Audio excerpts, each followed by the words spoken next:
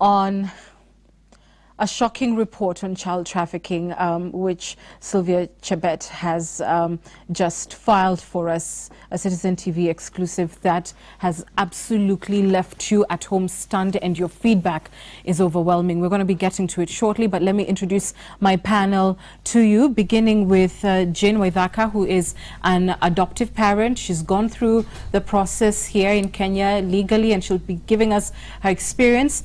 To my immediate right is Samuel Gishigi. He's a former legislator, you may remember him that way, but in this particular matter, he is acting on behalf of the woman who you saw, who twice had her children taken from her through a corrupt system. And next to him is Maureen Maresi. She is a child protection officer working for the government. And thank you all for coming to the program. But before I get to you, listen to a few more excerpts on that report.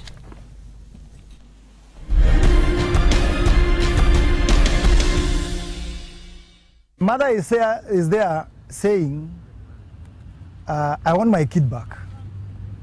An applicant, Mzungu, is there saying, I want to go with your kids. And the judge says, I am giving your daughter or your son to this stranger to go with the kid out of the country. The mother goes home without the kids.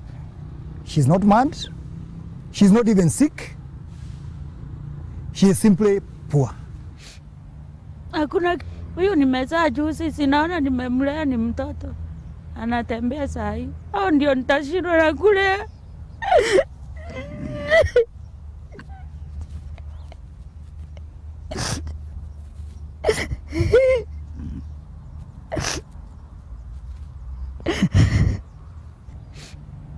Hakuna kitu ingine mbaya kama kunyang'anywa kitu yako ukiwa unaiona hivi.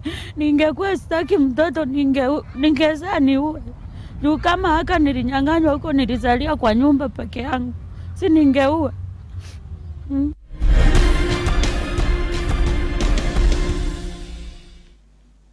Just unspeakable, the horror that woman is having to endure, and you can only imagine how many other Kenyans have been put through this. This is some of your feedback.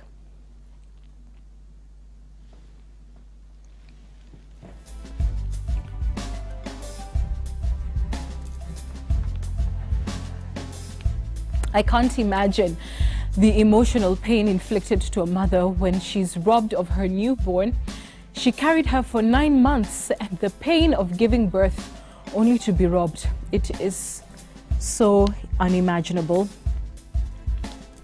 That's just so devastating. Think something should be done and those criminals punished. So sad. Mothers going through real life problems. The system is so rotten. This is the saddest thing I have heard as a mother. I have just been moved to tears. This is truly sad. We are losing our souls. God help us. For us to morally stand upright as a nation, we must respect our mothers and the lives of the defenseless. And so much more coming in tonight. Thank you for that. I want to start with you, Samuel, because you are in court over this particular report. What next for this mom? The judicial system in Kenya is such that if a judgment is delivered and you are not satisfied with it, you go to the next level. In this case, since the judgments or the rulings actually were given in the High Court, the only available recourse is going to the Court of Appeal, and I can assure the country and the viewers that this is being done, and we hope that when a panel of 3 judges sit to adjudicate on this particular issue and are called upon to decide whether the biological mother, confirmed by 3 DNAs of a kid, should be told to go home without her kid, as the child is given to a foreigner through an irregular procedure. Yes, the matter has gone to appeal. Okay, and do we have any specific dates when we can expect this to be coming up for hearing? No, not really. we have to wait for the Court of Appeal to give the dates for the appeals. Okay, so you're waiting on that. Yes. Maureen, you're a child protection officer. Yes. Working for the government, a government who, by this report, at least some of its officers are clearly complicit in the process of child trafficking. Yes.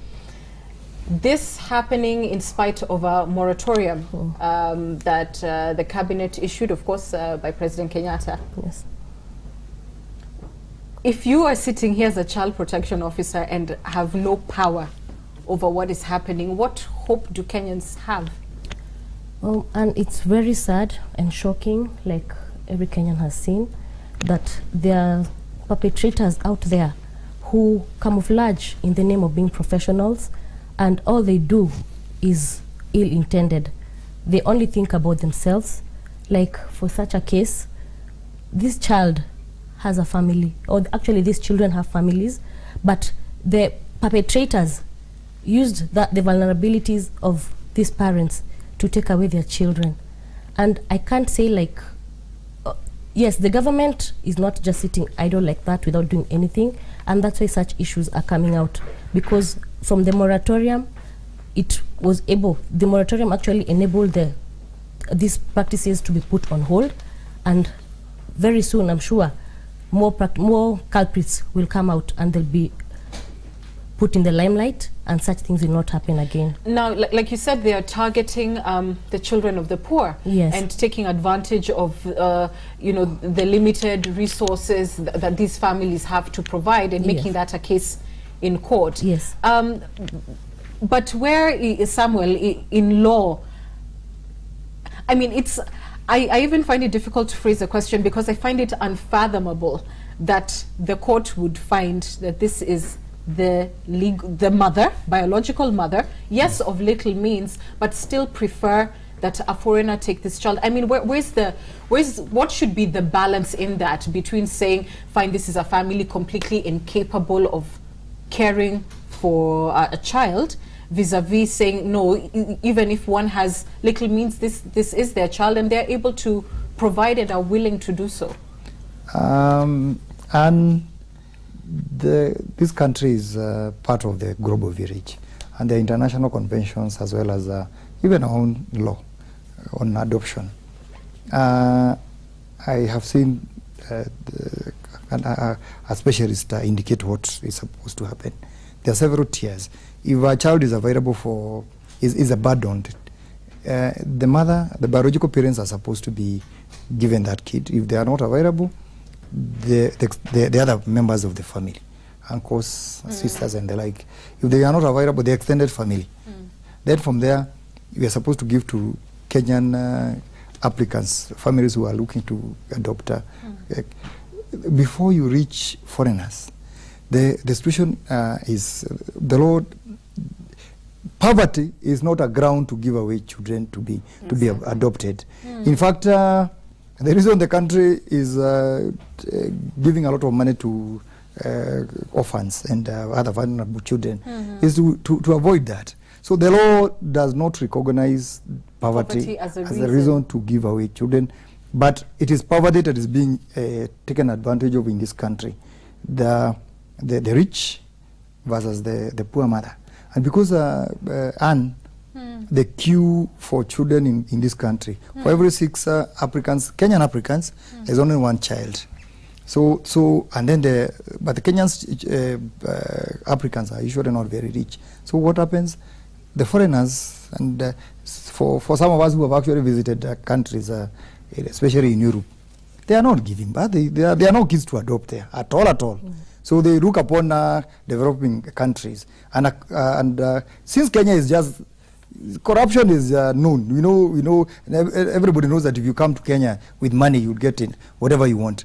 They have now targeted Kenya as a source for buying children. And I know, but it just makes you sick to your stomach, that it would reach the level of selling our own kids. Are there countries that you would say, in both your professional experience, that are notorious for, receiving Kenyan children in this way? I mean, you've said Europe in general. Is there any record like that in government? Do you know where Kenyan kids are going? Yeah, most children are going to Sweden, Denmark. They are the most notorious countries. Yeah, Sweden and Denmark. What can government do in terms of actively engaging those governments in regard to this trafficking?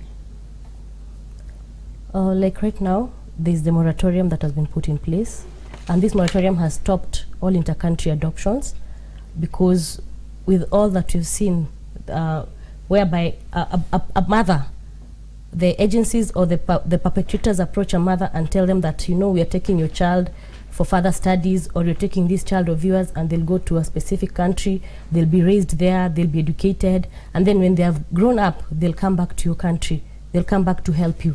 So with such a notion, every mother will want the best for their child, and you find a mother just giving out a child without knowing where the child is going. So they use such tactics to misinform such vulnerable families. So sometimes the parents do willingly, without informed consent. You see, there's the issue of uninformed consent. They lie to them.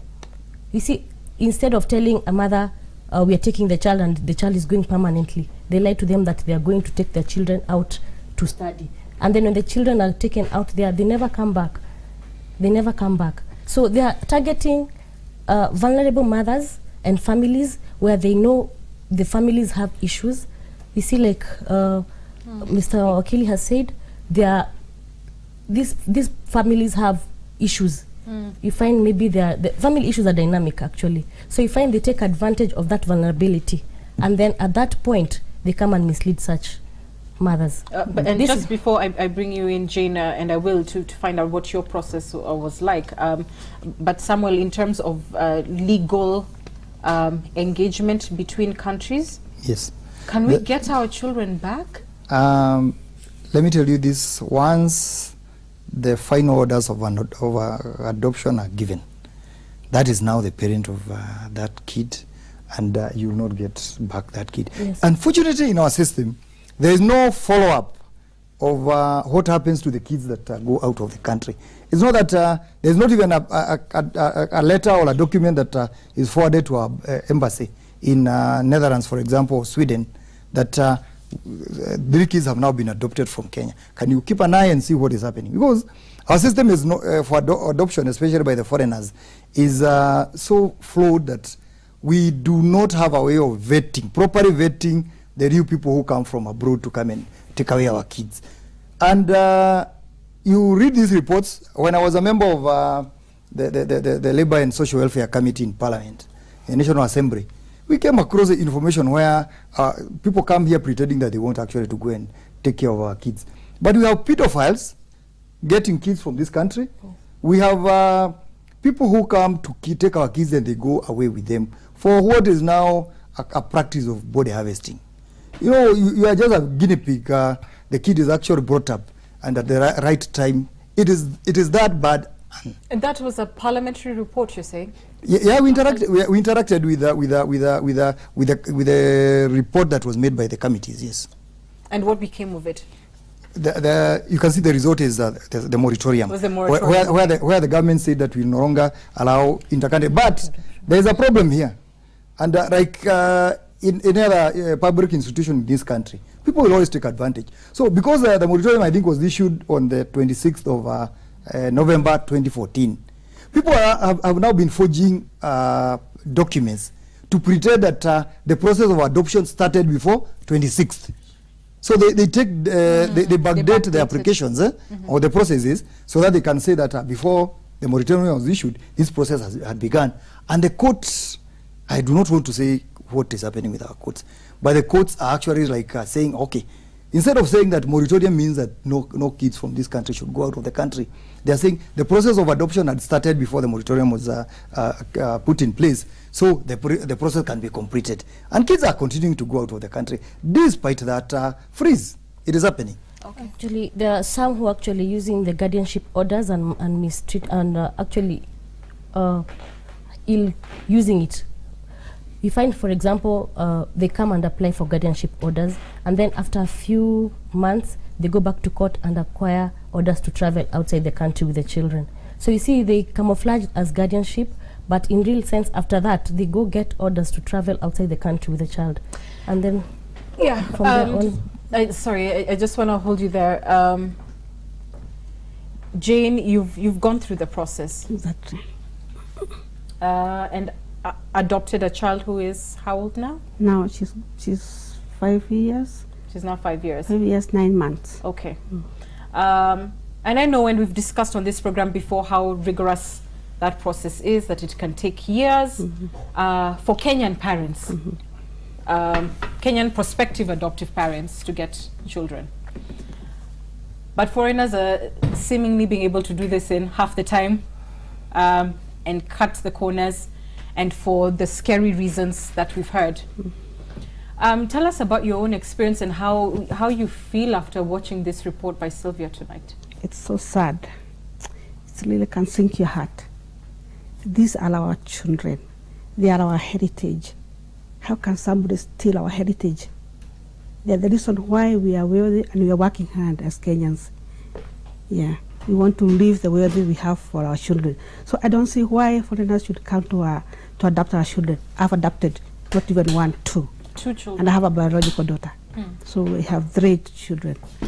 It's not that bad as people put it in Kenya. If you're doing the legal purpose, I started going to the children officer. The children officer introduced me to the Kenya Child Welfare Society. And we sat down, they came to my house, they fitted me. And it's not rigorous, it costed me nothing. It's just my will. And patient to be fitted to see whether it's really, am I just taking, what's the purpose of taking that child? And actually we had a long discussion. I was fitted by the children officer in charge of my area, that is Eldoret East, before taking me to the Kenya Child Welfare Society. And it should take a process. This is a human being. This is somebody who is vulnerable. It's not like you apply today and then you are given tomorrow. It is important from my experience and as a teacher that you understand the family taking this vulnerable child. Otherwise, the child can be hit twice. So I really buy the idea that you're not supposed to learn, apply today, you're given tomorrow. Yeah, but I mean, you're saying you went through, I mean, how do you know, how are you confident that the agency through which you worked had legitimately received these children? Because part of what Sylvia's report has exposed is that those who are supposed to be, you know, protecting the children are actually securing them through all manner of crooked means and then passing them through the process. I mean, has it ever crossed your mind how your now children happen to be upon these, you know, circumstances and into your hands? And I apologize if that's an unfair question, but what this report has revealed is that one can go to an agency and that the child that they are given has been unlawfully taken from their parents. And I'm a mother. I know how it would feel if you take away my daughter. So I took time, and I specifically went to the government agency, Kenya Child Welfare Society. There are many agencies out there, but actually I really do. I wouldn't like to hurt a mother. So I took my time. I worked also with the children officer in charge of that area. This is where the government starts, where you are. That's the person who introduced me to the adoption. Why didn't she take me to the private? She took me to the government agency. Yes, you went through the state-run agency on adoption. Okay. So from there, we had to go step from step. I wasn't in a hurry to get child.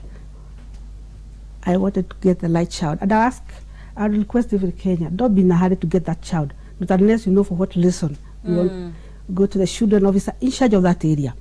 He's the best person who knows you and who can also introduce you to the state agency. That way you're very sure you're not taking somebody's child, because suppose mine is taken. You're very sure somebody's watching on you, because the children officer in charge of that area knows me, knows my home, he knows my church. It will be very easy to follow me. So I was very sure I'm working with a government officer right from the grassroots to the state agency. Anne, maybe on that issue that you have raised with her, you see, if most of the organizations that pretend that they have been created to help children, they pretend to be charitable. that we are looking for funds elsewhere to come and help the vulnerable children. So her case, if I've had her right, she got the children from a state agency that does not charge fees for the adoption process. Do you know where the problem comes in? Where people are paid, you are paid $1 million shillings to provide a kid as an adoption society. An advocate is paid 800,000 shillings to take the applicant through that particular process. A social worker is paid 100,000 shillings to bring a favorable report. The police are given whatever they are given to indicate that the kid is abandoned, and they pretend that they have actually been looking for the parents of this kid, while they have actually. Let me give you a case I came across.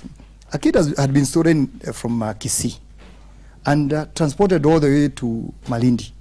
And then the thieves, or the cartels, presented the kid to the police that we have found a kid loitering in Malindi. The police are supposed now to start looking for the parents of that particular kid, but they do not have the means, and the law does not actually require them to. The law does not define what is an investigation. How do you look for the kids? So the cartels normally steal kids from Busia. They take them to Mombasa. From Mombasa, they take them to Kakamega. So then the police are there waiting for the parent of the kid to come to the police station to look for the kid. It will never happen. And that's why, just to add on what she's saying, she used the government agency where they are professionals.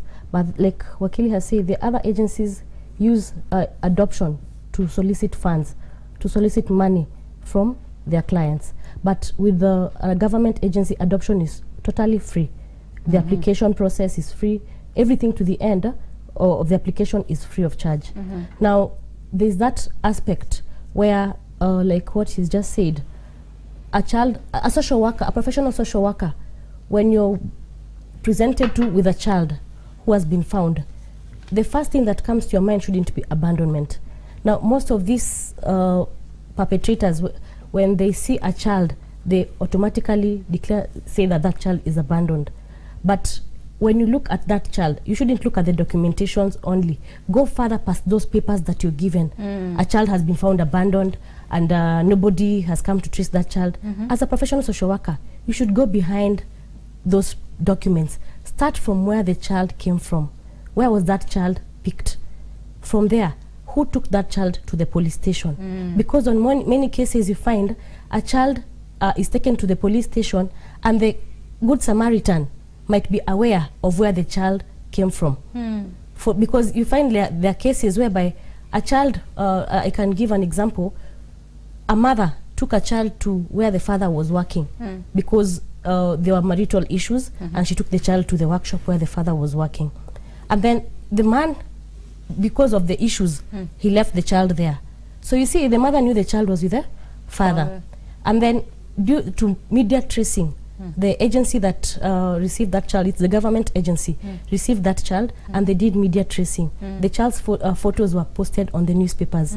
And within a short time, the mother came out and claimed that child and said, this is my child, we had an issue with my husband, I took the child to my husband's working place, but the man didn't, because of those issues, she didn't take that child. So you see, as a professional social worker, if you dig shame deeper, on you, man, while we're at it, if you dig deeper, you'll find that the mother did not abandon that child. She knew that the child was safe. Was in the care of and their due to that father, right? detailed tracing and comprehensive tracing, we did not you don't just jump into conclusion and declare that after 6 months, if nobody has come to claim that child, straight into the you give out the child for adoption. We are running out of time, but I will ask you this, because Maureen, you're part of a system. You're working in a system that is unfortunately so crooked.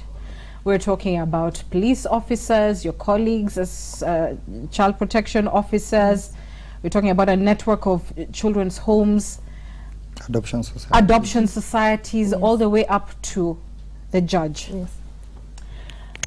From where you sit and what you have experienced in your line of duty, how do we begin to even clean this up? What if the president was to take action on this? Where does he start? Do we shut down adoption for a while and vet officers? I mean, where do you begin? It goes all the way up to the judiciary. Yes, there's a lot that needs to be done, and like I've said, the issue of the issuing of the moratorium is the first step, which is good. At least no Kenyan child will leave the country through these scrupulous methods. And then the central authority needs to continue putting in strict measures, that punitive measures should be put on everybody that is involved in this kind of cartels.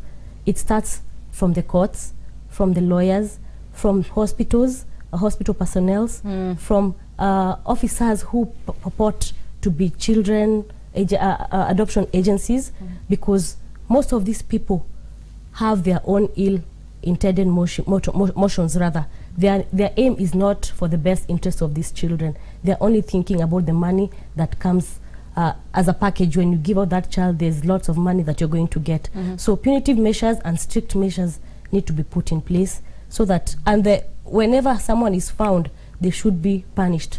Do you have sufficient power in your current job to do something about this? I mean, in terms of the process of identifying a child and returning them back to their rightful owners. As a child protection officer, do you have within your responsibility for tracing powers to to bite, to even retrieve a child who has been taken improperly? Yes, if you find a child that has been taken improperly, like we've said, it's a process. Like in this case, only that it's unfortunate that the court didn't rule in the favor of this biological mother. But once a child's family has been found and we saw that the child was in the process of trafficking, we have the rights and the powers to withdraw that child and take the child back home. Okay. Yes. So for her, it's within the law. For you as a lawyer, where do you start to fix this? First and foremost, no inter-country adoptions. Let us, since we have enough families that want children to adopt in this country, let us stop foreigners from going with our kids. Just very quickly, imagine a kid who is brought up in a village in Germany or Sweden. There's no other black person in that. He starts looking at what is wrong with me, yes. And the trauma that kid goes through. So ban inter-country adoptions. Number two, we must also ban charging of fees for the adoption process. Yes. Once you say that nobody is going to charge for this process, all those so-called charitable institutions will all close. Shut down. They will close a shop. Then the other thing that I would want as a country for us to do is to make sure that children who do not live with their families are also taken care of under the cash transfer program of the government. What is the government doing? It is giving families that are living with orphans 2,000 shillings per month. But the kids who are actually not within families, they are in homes, they are with a child welfare society, they are not getting that cash. And they're even more vulnerable than the ones who are living with the families. So those are some of the areas. The law, we need to come up with an adoption law that is not part of the Children's Act. And then we also need to make sure that the so-called social workers in this country, they are licensed, and their professional requirements that you must have, say, a degree in, I don't know, social work before you pretend to write a report and present it to court for purposes of use in the adoption process. So there are quite a number of things that Parliament can actually do as we speak.